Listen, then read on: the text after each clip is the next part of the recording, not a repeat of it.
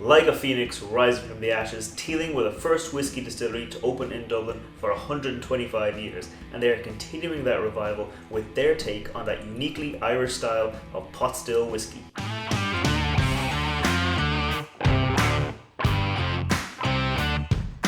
Hey folks, and welcome back to the channel. My name's Matt, I'm a whiskey nerd, and like I said, this week I'm looking at Teeling's single pot still whiskey. So let me get it into the glass and I'll tell you a little bit more about it.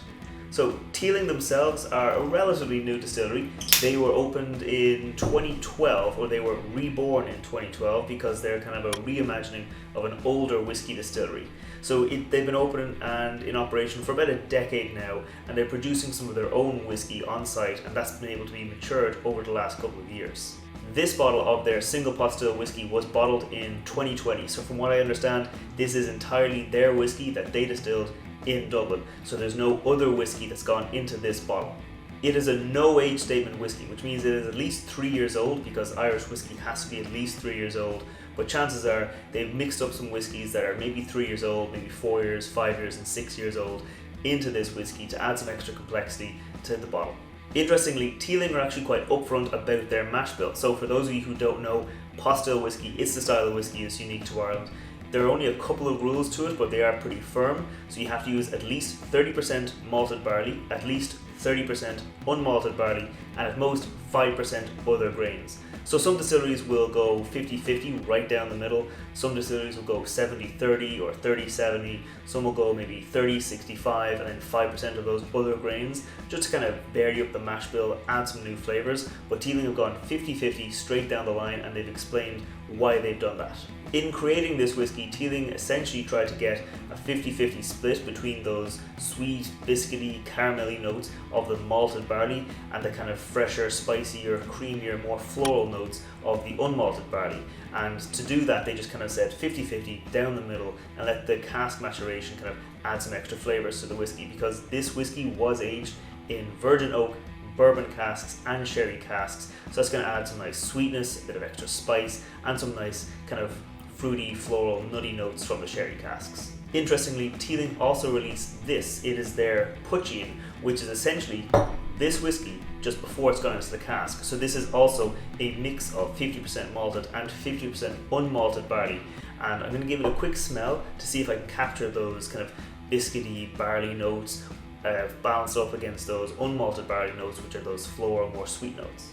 If you've seen any of my other cocktail videos where I use this as a spirit, it actually does carry through a lot, because it's got those sweet notes, it's got the kind of floral, fresh, grassy notes. It's very interesting to see the taste of the whiskey and then follow that through in how that whiskey developed in the barrels, in the casks, when the maturation took hold, and how it took a base spirit that was very nice and made it even better.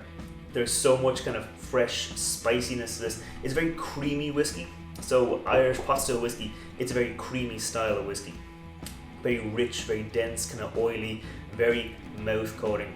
It's very nice, it's very rich, and now I'm really excited to see how those flavors from the Poitin carry through into the whiskey. So enough talking, let's get into the whiskey. Let's go for the nose.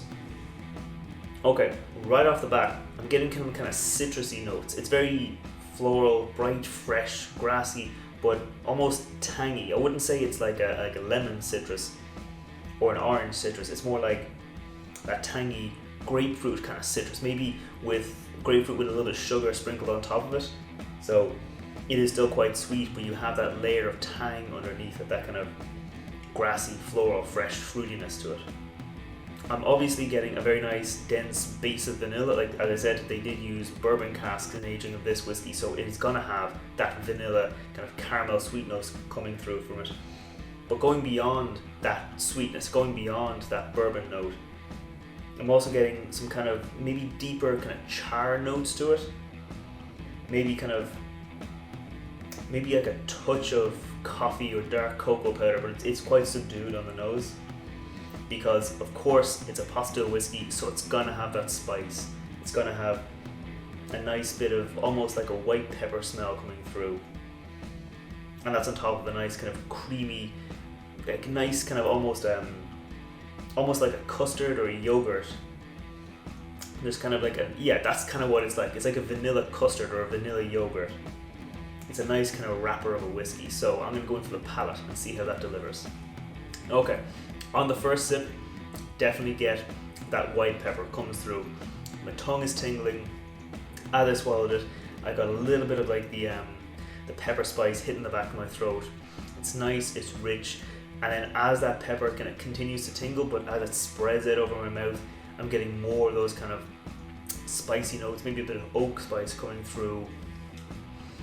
Definitely more vanilla, a little bit of milk chocolate coming through. So on the nose it was more maybe coffee, almost dark chocolate. On the palate it's creamier, it's richer, it's almost like a milk chocolate.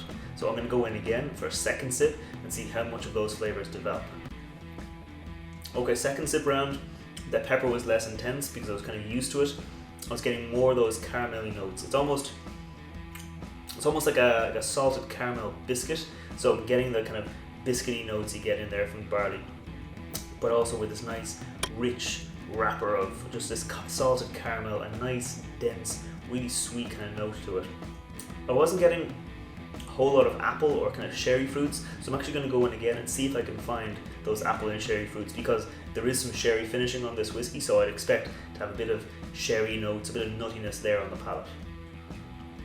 I don't know if it's because I'm looking for it or not, but I am getting a little bit of kind of like a toasted almond note, so getting that nuttiness. Yeah, I think it's more in the finish as I'm leaving it go. The nuttiness kind of comes more forward in the finish, and kind of toasted almond. So I'm going to go in for another sip. I know I like sipping this whiskey, it's a very nice whiskey, but I'm going to go in and see how those flavors develop into the finish and what's the kind of last note on this whiskey. Okay, so like I said, you get the pepper up front, you get the sweetness, you get a little bit of oak spice, it mellows out, you get the caramel, you get a bit of milk chocolate, you get a nice kind of base layer of kind of nice dense rich sweetness.